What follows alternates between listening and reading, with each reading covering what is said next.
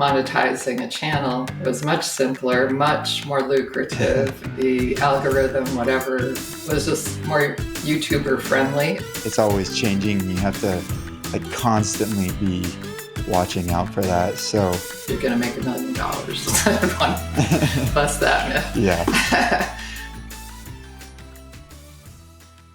Hello and welcome back to another episode of Creators Uncut. I am Spencer, your host, and this is the show about the behind the scenes and business side of YouTube and social media. So super excited for another episode. Today I'm here with Shannon from the YouTube channel Therapist Talks. Shannon, thanks for being on the show. Thanks so much for having me, Spencer. So like we always do, we like to get to know our guests a little bit. So if you don't mind telling us a little bit about yourself, like maybe what you like to do, and then more importantly, what your channel is and what it's about. I've been a therapist for about 37 years now, and about 6 years ago, there were a lot of mental health struggles kind of in the media a lot. And I didn't really want to write a book, but I wanted to share a lot of the information and strategies I'd learned over the years with a wider audience. And I felt like everybody was watching YouTube. So I thought, well, I wonder if this is something I can do. And, I could really share a little tidbits about this and that, just as sort of a gift back. And so I had a friend who was into YouTube, and she really helped me kind of get started and understand how to get going. And she told me to post 3 videos a week for a while. And then I also connected into Quora, which is sort of like Reddit, but a little more, it's different than. And so I think Quora really fed a lot into my channel in the beginning.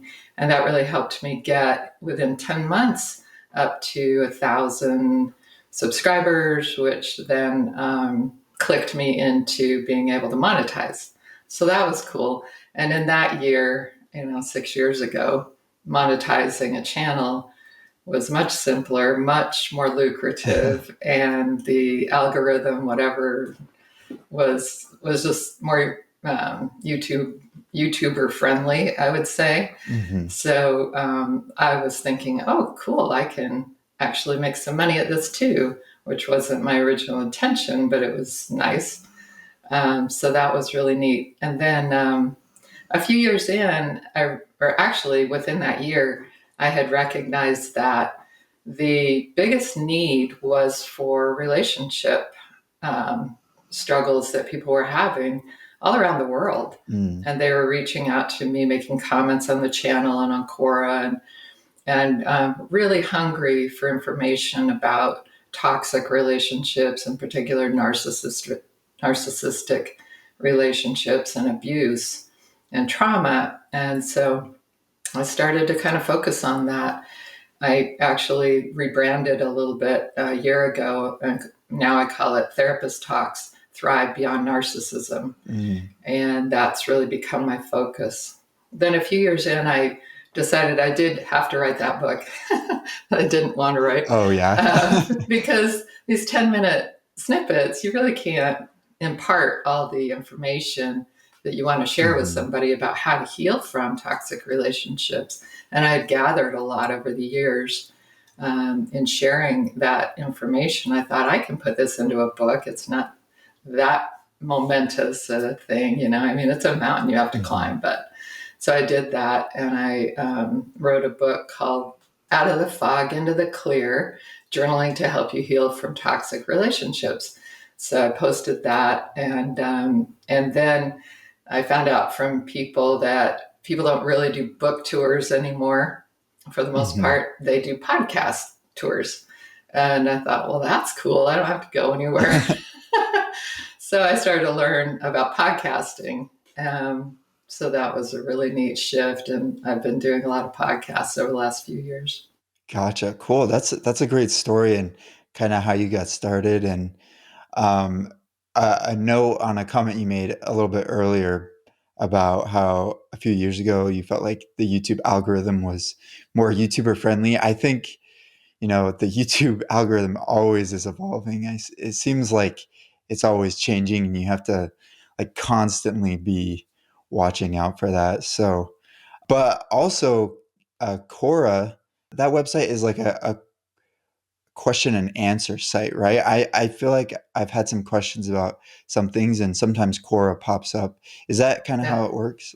Like you write a It question and then is, and someone it's different responds? from yeah, and it's different from Reddit and the other ones where in Reddit and the other ones you're not supposed to use your real name, and it's sort of like Mm, just opinionated thing.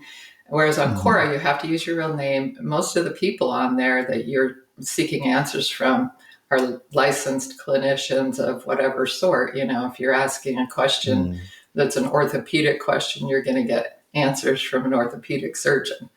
So it's gotcha. kind of neat. It's really much more solid information than you get on other sites. So it's a neat site, and it definitely was part of my journey. Yeah, I'm curious. Did someone ever have a question on Quora and you're like, hey, I made a video about that, and you sent them your video? Did you ever do that? Constantly. Oh So that yeah. algorithm changed too. Like initially, they were all about everything I was posting and everything was cool. And then a couple years in, they said, "Oh, you're spamming us or something," because I was posting Oh. videos that were taking them to YouTube. And all of a sudden, that became spam. And so I got Mm. put in Quora jail. and, and I kept posting with just leaving my videos aside. And, you know, they could still look me up and figure out where I was. But and in my profile, I still had where I was and what I was doing. So it was still feeding my channel, but it was not as much fun or as easy because I had to write out the answers. I'm like, yeah, I'm kind of Right. done with this. So I haven't really been on it much. Yeah. No, that totally makes sense and is unfortunate that Quora kind of put a stop to that. But I think sharing your videos on other platforms is a great way to grow your channel. So that's cool. So I guess tell us a little bit about your process and how you make videos. You know, you mentioned how there was kind of a need in the mental health space for these videos. But was there more to it to coming up with ideas for videos? Like, did you have people commenting and you did not have a video on that subject? And so you're like, oh, I should probably make a video on that. Or how did you come up with ideas for videos? Yeah, in the initial stages, I just had so much I wanted to share. And there really were a Hmm. lot of different topics that I went through on anxiety, depression, strategies, trauma, post traumatic stress, all these different things that I wanted to share about. So my first year of videos was very broad. But then I did one on domestic violence. It was called Domestic Violence Narcissistic Rage in Action. And that was the one that kind of popped and made me realize that this was the focus that people really wanted to hear about. And there were tons of comments and questions, and that started Hmm. to give me ideas for new videos. And yes, very much the comments section is where I started to grow community, and that was really wonderful. Gotcha. Cool. And when you started your YouTube channel, did you have any experience with like filming or editing videos when you got started? Zero. I still don't. Oh yeah. So did your friend kind of help you with that? The one that said you should start a YouTube channel? Yeah, a little bit, but I didn't want to bug her. And so I really kind of flew blind and I wanted it to be organic. You know, I saw a lot Hmm. of YouTube videos, and honestly, the ones that are like super overproduced were just annoying. I just wanted to hear somebody talk about stuff. And so that was Hmm. how I did it. But I would prepare ahead of time because I wanted to impart some knowledge, and usually it was like 10 strategies for this or that, or 5 indications that you have a narcissistic person on your hands, or what have you. So I prepared, and I had not a script, but you know, some pointers. And then everything else, as you can see, if any of your viewers click over to my channel, it's very organic, and I'm being kind to myself because it's, the sound isn't good in the early years, especially. I didn't even have a professional microphone, and I was just winging it on a laptop with what the laptop had in those days. Not so great. So very organic. And, I just decided it isn't about the show. It's really about imparting the knowledge and creating community and being genuine and authentic. So that's what I tried to create. I didn't really want to spend money on it. I was willing to, spend time, but I didn't want to sink a lot of money into it because it was, obviously a labor of love and not going to yield anything back to my knowledge at that point. So I never had a video produced or edited, and what you see is what you get, kind of thing. Yeah, no, I'm glad that you brought up that you wanted to be genuine. I think that's one of the great things about YouTube and what sets it apart from like traditional, like television Mm-hmm. is all the creators, like they can just be themselves, and it doesn't have to be overproduced in order to grow. And I think your channel is a great example of that. People needed certain topics discussed, and you saw that need, and you were able to be yourself and share that. But it doesn't have to be overproduced. And I'm sure it was a steep learning curve. Learning the right way to film and to edit. I'm curious, just because I'm biased because I'm a video editor. But what did you use to edit your videos when you first started? When I first started, it was a one and done kind of a thing. And if it didn't go well, I had to start over Oh because yeah. I didn't know how to edit. Oh, and, gotcha. and even 6 years ago, the editing options were really tough if you were editing yourself. Hmm. So I didn't do that. And, the friends I had that did do YouTube, they sent away and had their stuff edited. And I didn't want to spend that money. So I Hmm. didn't edit. I edited by going back and doing it over again, which was awful. Wow, that's So impressive. it was not very fun. And that, kind of led to a little bit, a little bit of burnout after a few Hmm. years and feeling like, I don't know if I can do this a lot. And so, I had to still work a real job, and Hmm. so I think that was tough. But if I could do it again, I would probably spend more time at least figuring out how to be an editor, if not sending it to be edited. But now it's easier, and now I do edit in terms of farming shorts out of longer videos. I'm capable of that now. Mm. And Yeah. I do that on Canva. Oh, on Canva. Yeah. I have played with QuickTime Player over the years, but the editing on Hmm. there is awkward. Hmm. I don't get that. But Canva is actually a pretty user-friendly site that I've used over the years for my thumbnails and some other things. And then I realized that they actually do video editing too, and it's Mm. very sort of user-friendly. So I've been using that lately just to grab shorts out of longer videos. That's cool. Yeah.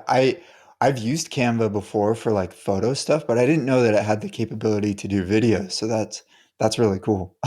It's limited. Like you can't upload a massive video, so you have to kind of break Mm. it down. But yeah, it's actually pretty straightforward, and that's what I need. Yeah, yeah. So you kind of mentioned this briefly, but do you have any advice now that you've, started a YouTube channel from the beginning with little to zero knowledge? What advice do you have for someone who may want to start a channel this year? I think one of the most important things is if it's a labor of love, go for it. If you're thinking that you're going to be the next hot thing, take a step back and live your life. Like it's sort of like, a good basketball player in high school thinking he's going to make it to the NBA. Maybe, but Hmm. you probably ought to have a backup plan. And a lot of people hit YouTube thinking they're going to make millions. And a few people do, but most people don't. The algorithm is Hmm. very weird. The effort they have to put into it to make that many videos and to pop that big is a lot. And I think people have unrealistic expectations of it. And like I said, even 6 years ago, the algorithm was different. And if it had stayed that way, I may have been able to quit my job, but it doesn't work that way. You have to really grow to millions. And those are just few and far between compared to I can't even remember what the ridiculous numbers are of how many, a billion videos are uploaded every day. It's like absolutely Hmm. insane. Or how many creators there are. I don't know. Be realistic, and if it's a labor of love, go for it. If you think you're going to make $1 million, and don't put your life on hold, have at least a plan B that you're working on. Yeah, no, I definitely agree. Um, One thing I will say though is I think you can be successful without having a super massive YouTube channel. You may not be able to make a living just off of YouTube if you have a smaller channel, but you can utilize it in a way that maybe could help you in other ways. And I feel like this is a good transition. So you're a therapist and you also do coaching, is that right? Yeah, so that was a funny transition too, because I was doing all these podcasts because of my book, and that was great and that was fun. And pretty much every single podcaster said, "So, what's your coaching routine, or what's your coaching business?" And I'm like, "Man, I'm not a coach, I'm a therapist," thinking that those two were, you couldn't be both, because a number of years ago you couldn't. But Hmm. things have changed, and now you can, as long as you keep things clear and delineated and solid. You can be a therapist with the people that you are providing therapy for, and you can coach separately and as in a different thing. And so that was like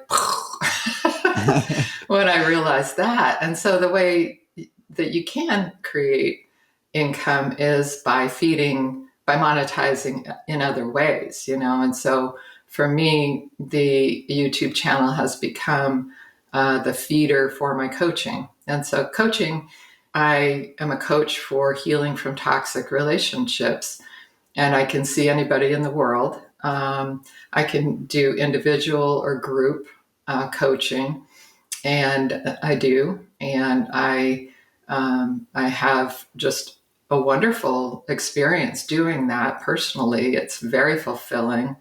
It's just I just love it. I really do, and that also is something that has actually been helping support me back, instead of just being that labor of Hmm. love to begin with.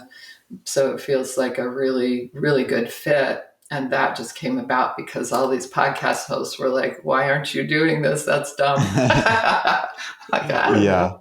So I looked into it and figured it out, and also had found a trainer who uh, trains people how to go from being a therapist to a coach, and helps you set that up and all that. So that was super helpful. So that's been really, really neat, a really wonderful part of my journey. And I know for other YouTubers, typically they, create merchandise or they monetize some other way. And Hmm. that's absolutely, again, if you have those aspirations, that's realistic. I have 27,000 subscribers on my channel, nothing earth shattering, but it's big enough. And, it's Hmm. big enough for the algorithm to feed my videos to people. And I find that it's actually really neat because I get as many as the clients as I want and can handle. and no more and no less. So it's sort of like the That's universe, great. God is providing for me exactly what I need. And I don't stress about it, and I don't advertise or anything like that. I just let it be. That's awesome. Yeah, there's a lot of different ways that YouTubers can, use their channel as like a funnel to their business. And that's awesome. So I actually want to take a step back. So for our listeners who may not know, what's the difference between being a therapist and coaching? So, yeah, the people who were sort of struggling with it have sought out attorneys and people who know and licensing and all this to really make it clear. So when you are acting as a therapist, you do an assessment, a diagnosis, and you do treatment. Mm, When you're acting as a coach, you are providing information, encouragement, support, more information, encouragement, and support. So, I don't lose my information that I know, my strategies that I know, all of my expertise doesn't fall out of my head or anything. I'm providing that encouragement, support, strategies, and information, but I'm just not diagnosing, assessing, or treating. And if gotcha. somebody were to sort of say that they needed this or that I couldn't provide as a coach, I would refer them elsewhere. So it's really clear and it's really delineated, which made me super comfortable doing it. Because even a few years ago, it was so fuzzy. I thought, no, I'm not going to risk my license. Hmm. But now it's very clear and delineated, and I'm perfectly comfortable with it. And you can't shift people back and forth. Like once a Hmm. therapist, always a therapist. So you can't then put that person in your coaching program or put your Gotcha. coaching client into your counseling program. So you have to keep those things clear and delineated.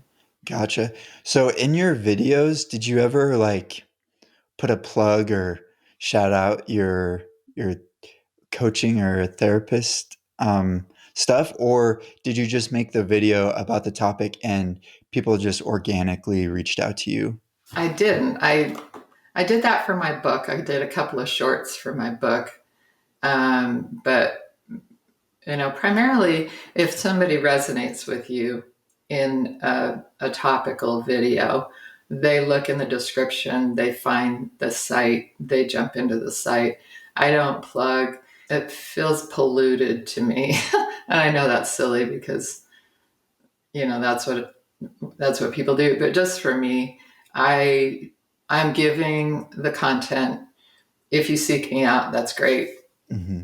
Like I said, it's very just enough for me and not too much. So if I was out there like blasting, plugging, I'd maybe Hmm. overwhelmed, and I don't want that. So I just let it be organic. And what's cool is that, a person kind of comes to the initial call, because I do a free call for anybody who is interested in the coaching, 30-minute, get to know you, see if we can help each other kind of a thing. Most people come sort of already knowing who you are, which is really cool because they've already Oh seen yeah. some videos, they've already kind of listened to some podcasts, and they've already decided that they resonate with you. So it's kind of a neat process, and I'm a big fan. It's turned out really, really well. Yeah, that's awesome.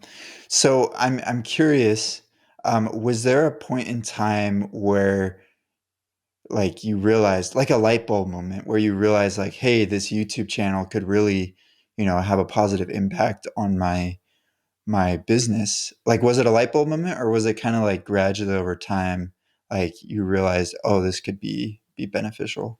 Yeah, in the early years, no. It was, like I said, a labor of love, and I didn't expect anything in return. But then, and the book was also a labor of love. I don't make a lot of money off of it. And then the coaching was so hard to get started because I had to engage in all this computery stuff that was really a struggle. But once that was launched and I got my first clients, I was like, wow, I really love this. I'm providing a service for people who really need and want it. and I can, eventually make this my business if I want to. That was the light bulb for sure, but it was a gradually growing light bulb. It wasn't a Yeah. boop. Yeah. No, that totally makes sense. Cool. Yeah. I think a lot of YouTubers, whether they use their channel as a funnel or whether they just do YouTube full time, I think most people, it's gradually over time where they realize YouTube could be a big key for their success. I do think there are some YouTubers out there that, they have a bunch of videos that just pop off and go super viral. And that could be like a light bulb moment. But I think most people, Mm. it's like gradually over time. So totally makes sense. So I guess moving on a little bit, since you've been doing this for about 6 years, is that what you said? Mhm. Has there been any, I guess, mistakes that you feel like you've made that you wish you would have done something differently or you regretted doing that you wish you could have taken back with your YouTube videos? For sure, I wish I would have learned more earlier. Just the simple things like a microphone, just the really simple basic things like learning to edit so I didn't have to redo an entire 20-minute video when I didn't like that I bumbled Yeah. or babbled or whatever. So that was, I definitely would have done that. Just spend some time on YouTube figuring out how to edit videos. That's a very good source. Also, that one of the things that I started to get burned out and I started to get, bored of making videos just out of my head and out of comments. And then this friend again said, well, live streaming is really a good thing. It feeds more to Mm, your channel and it gives you more content. So that was not a mistake. That was like, oh, this is the solution to my current feelings like I don't want to do this anymore, but I don't want my channel to die. mhm. I started doing an hour long live stream Q&A every other Sunday afternoon, and it wasn't massively watched, but it was watched enough. And then those were an hour of content every week. That Mm, for me to make an hour of content the way I was doing it would have been a lot of work. So it was an hour of content. It was much easier for me and much more organic than sitting in front of a camera, blah, blah, blah, blah, blah. It was much mhm. easier, like I'm talking with you. This feels much more fun and organic than if I were to sit there and read your questions and answer them. Yeah. So it was easier for me to sort of feel like I was talking to my viewers and talking to my people, my community, and feeling that sense of community as people would pipe in and say, "Oh yeah, thank you so much. Oh, that meant a lot to me." So that was that live stream thing that really helped me reinvigorate when I was getting burned out. That would be a suggestion for anybody who starts to kind of run out of steam. If your channel is something that you can do that with, live streaming is really good. Yeah, that is great advice. I think everyone goes through a point in their YouTube where they do get a little bit of burnout, Yeah. whether they're tired of making the same type of content, or maybe it's just a lot of work to make their videos. But that's a good idea. Try live streaming. I feel like it's similar but different enough that it can make a big difference. So that's a good point. It was terrifying at first, but Yeah. Yeah, I think doing live stream would be it's hard in its own other way. Like you Mhm. don't have to like do a ton of behind the scenes stuff because it's live, but it's live, and so peop- people could see all the mistakes and stuff like that. So Yeah, the live streaming was fun and interesting, and it did help me kind of build that community a little bit deeper and stronger. So that was good. It was a commitment though, and doing it every other Sunday was like, oh gosh, I have to do this again. But yeah. it got a lot of comments and questions coming in, and that was really good for building community. It's a Yeah. good thing. So did you take those live streams and chop them up into smaller videos? I should have. No, Oh I yeah. just posted the whole thing to my channel. Oh, So, gotcha. the whole hour, but I should have, again, if I had known at that point better how to chop things up. And, if I started to live stream again, I would definitely do that because they're always, there, a lot of it was about dealing with a narcissistic son or daughter, adult child, or it Hmm. shifted into dealing with a spouse, or it shifted into, so they were very much all over the map. And it would have been really productive, or still might be someday, that, to sparse those out and put them in different videos. There's a lot of content that you create when you do something like that. Yeah, definitely. I think it could be beneficial to, even though those live streams you had maybe were a bit ago, it could be beneficial to repost them in shorter clips today, even though Mm, it's a while ago, because you know, YouTube, or like people viewing YouTube consumers, some people may have seen that live stream, but maybe some people didn't. And so, if you yeah, repost those shorter clips, it could reach a new person. So totally true. that's just an idea. So No, it's totally true. Yeah, I mean, if I had more time to spend on it, because like I said, I still have a real job. Not that this yeah. isn't real, but if I had more time, that would be one thing I would do for sure. I would farm out more from the podcasts I've done that I posted the whole thing. I'd farm out more from my old, they're not very old, it's just a few years ago, but from those live streams that I did, because there was a lot of more in-depth answering of the questions that people have about dealing with toxic relationships. And I think it would be helpful for people. And nobody, not many people after the fact sit down and watch the whole live stream. Hmm. Yeah. Yeah. Cool. Well, I've got one more question for you, Shannon, to kind of wrap things up. And this is one, if you've seen our previous episodes, we asked this to all of our guests, and it is the myth busting question. So, Mm. from your experience doing YouTube, is there anything that you feel like is a common myth that is maybe a misconception that you think needs to be busted? Yeah, anything like that from your experience? Well, I think that would be two pronged. One is I have to do it everybody else's way. That's a myth. You Mm, can do it your way. You can be authentically you. You can do it very organically. It doesn't have to be super produced. So yeah, that would be one myth I would want to bust. The other one is you're going to make $1 million. I would want to bust that yeah. myth.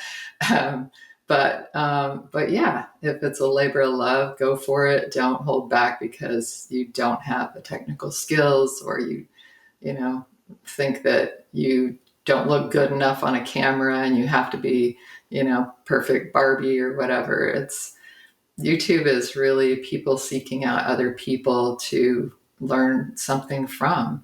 And if you have something to share, share it. Yeah, definitely. Perfectly well said. Couldn't have said it better myself.